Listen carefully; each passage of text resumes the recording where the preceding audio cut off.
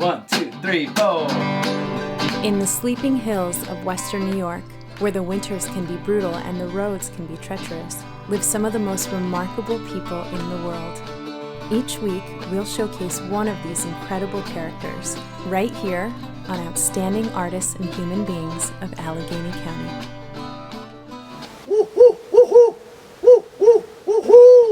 Today we'll meet Bill Castle of West Almond, New York. He is a woodworker, a sculptor, and artist extraordinaire. He is also the creator of a very magical place called Pollywogg Holler. Autumn. Oh, hi. Oh, so good to see you, yeah? Good to see you. Thank you so much for having us here today. Oh, totally my pleasure. So Bill, how did you get started with all of this?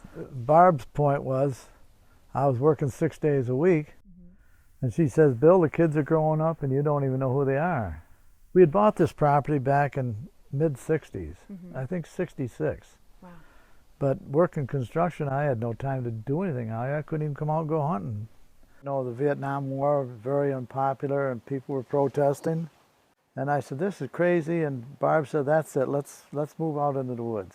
Get away from society. Figured this would be really good for the kids to grow up out here in the woods learning survival skills. Yeah. And so that would give them a sense of confidence that they could use throughout their life. And so that's what we did. And we raised the kids here for 12 years. I'm so ingrained with the design of structures and sculpture. First, the whole place is my artwork. I said I'm going to build a house on the bank above the stream. And it turned out to be the perfect place for it.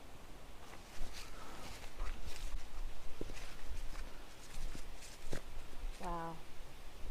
Yeah, this was my portfolio that got me into art school at Alfred University. That's amazing. This was your portfolio? I didn't have a portfolio. I was coming straight from construction. Yeah. So they seen this and they loved it, and I was in. Did they come out to see the lodge, or? Well, no, the portfolios are made up of slides. So I took a lot of slides of this place, and I built a lot of bridges, and I thought they were very sculptural looking. Some of the bridges on 86, you know, they got these big Y columns in the center, form a Y to hold up the center span. I thought they were sculptural, so I said, well, this is my sculpture. Why art school? Well, I don't think I told you, but I died of a heart attack at 42. And the doctors, and I was in construction, I was a contractor, and the doctor said that this main reason for this heart attack was stress. And they said you should try to think about a new career change and do something less stressful. And prior to that, I had done a lot of work around the university. And I see these art students out in the lawn playing frisbee and chit-chatting and sketching in their books and playing music. I said, hell, I think I can handle that. So I said, I'm going to go to art school. And boy, was I in for a surprise, because when they're out in the yard, it was just a brief break they were taking. And art school was much more challenging than I had ever anticipated, but I'm so happy I did it.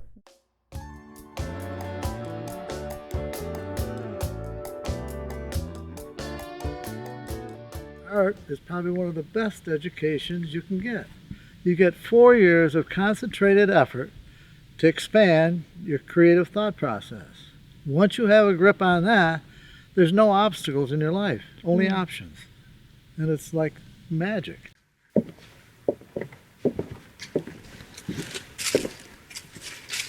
What was this structure? What is this? Well, that got me into school, and this was my senior show 4 years later. This was your senior show? Yeah. That's amazing.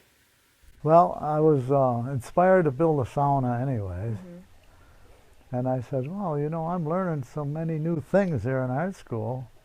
I'll just incorporate all these things into my structure. You know, the stained glass and the door. Yeah, the door. I had the door on display down at the school for a couple months. I was inspired by a Grateful Dead album. It was written in vines. And that says, bathe often, never hurry. And at the time, you could do your show any place. Yeah. It didn't have to be on campus. Right. Now it seems like everyone gets a booth. So we had and my son graduated from RIT at the same time, Mickey. He was a photography student. And so we combined our senior shows right here. This whole place basically is Adirondack style. Mm-hmm. They call this live edge, you know? Live edge?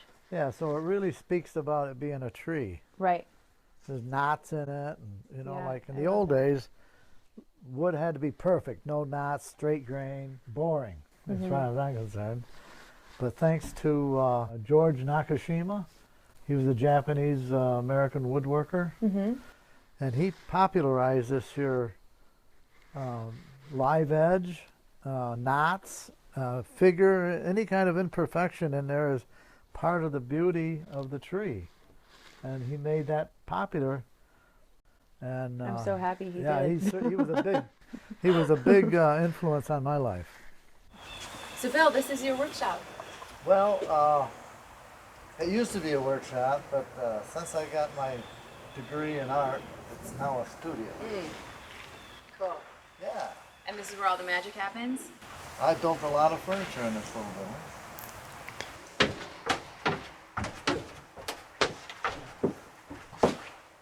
So Bill, is most of this wood locally sourced? Yes, yeah, we have a great variety here in Northeast. We're very fortunate in that respect. Anywhere from soft pine to boxwood, and my favorite, of course, is black walnut, and that's very dense, very hard wood. It's probably the most expensive wood we have. And I don't like cutting trees down. Not that I haven't cut a lot of them, but usually they have to have a good purpose to cut them. I wouldn't never think of cutting a tree just to make a table. Yeah. Well, over here is a door that I call what door? And you see this knot here? You pull that knot out, and the door opens. So Bill, Pollywog Holler is open to the public on Wednesdays and Sundays, right? And you host a pizza night? That's How did right. that get started? Well, actually, that was a major influence by my son Quentin. Okay. We had traveled to Central America, taking the kids with us on many occasions, and every little town we would go to, they would either have individual these mud ovens, beehive ovens in their backyard, or in some towns it would be a major beehive oven, and that would be the town bakery. But we fell in love with the whole feel of these mud ovens. Mud ovens, okay. Beehive mud ovens. So we were back here in the summertime, and Quint says, I really want to build one of them ovens and have my friends come and we'd make pizza. So we built that new oven and the pavilion at the same time. And then, now the rest is history. Boy, thousands and thousands of pizzas have come through that oven. You figure right now, all summer long, we were doing like 150 pizzas every Sunday. Wow. And I think 160 was our record. When people are coming in the trail, I like to greet them with the hoot of a great horned owl, and it goes like this. Woo, woo, woo, woo, woo, woo, woo, woo. Woo, woo. That's beautiful. And then when they're leaving, we usually give them something that we learned at a rainbow gathering that says, we love you. So here we go. We love you. Can I join you? Yeah. Can we do one together? All right, ready? We love you.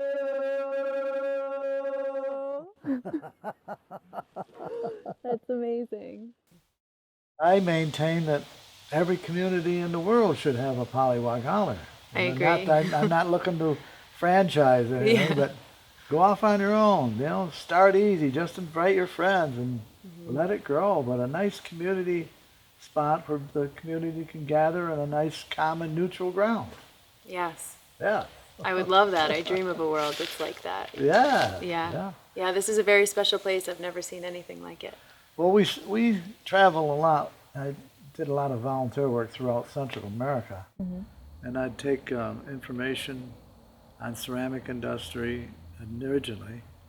But then I did a lot of research on bamboo. So I learned a lot about bamboo. And so this got us to travel in pretty remote areas. And my favorite area was this place back in the woods that I actually modeled it after, in a sense, where someone told us to get off the bus and walk up this here trail along the river. And we walked up and around the bend, and wow, here's this beautiful waterfall, and a bunch of structures like this. And it was a mom and pop and kids and dogs and cats and pigs and chickens. And it was just charming as hell. And they were very excited to see us. They don't see many gringos back in the jungle. And they And this was us, where? This was in Costa Rica. Costa Rica, okay. Down on the East Plains, just down out of the mountains. And so they said, oh, you got to stay till Sunday. And you can hang your hammock any place you want. And so that's what we did, and we helped out during the week and chopped wood and did chores. And on Sunday, these people come out of the jungle, just kept coming.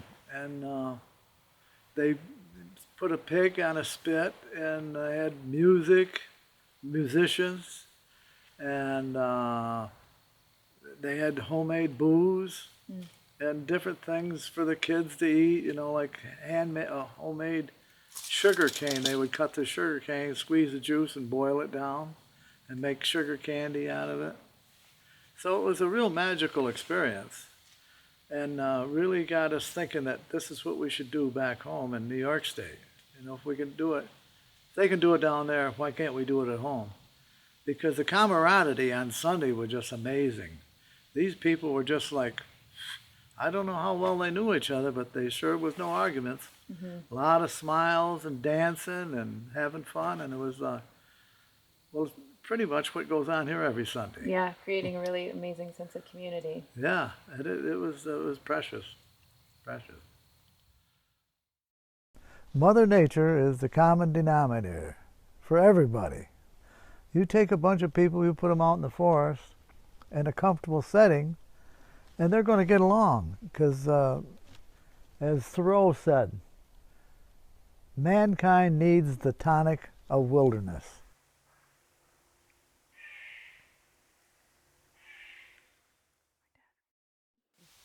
So I have a question for you. Shoot.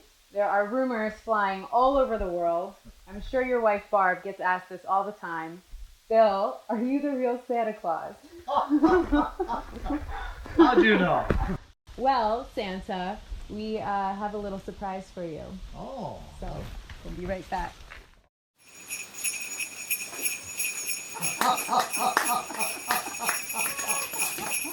Wow. Whoa, what a surprise!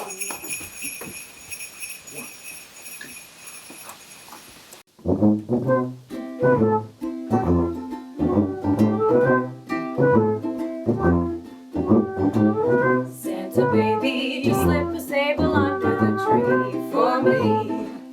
Batting off a good girl, Santa baby, so hurry down the chimney tonight.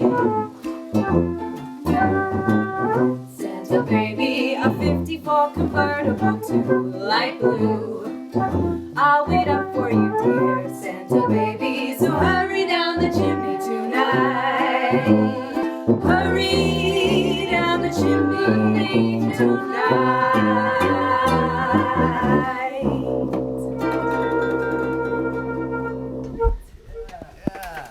Thank you, Ben. That was wonderful. Bill and Barb, we really appreciate you having us here and for sharing your story and your art. And thank you so much for being an outstanding artist and human being of Allegany County.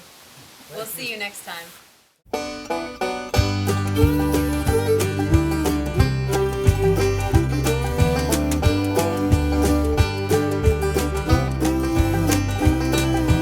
Don't expect too much, for you're only human.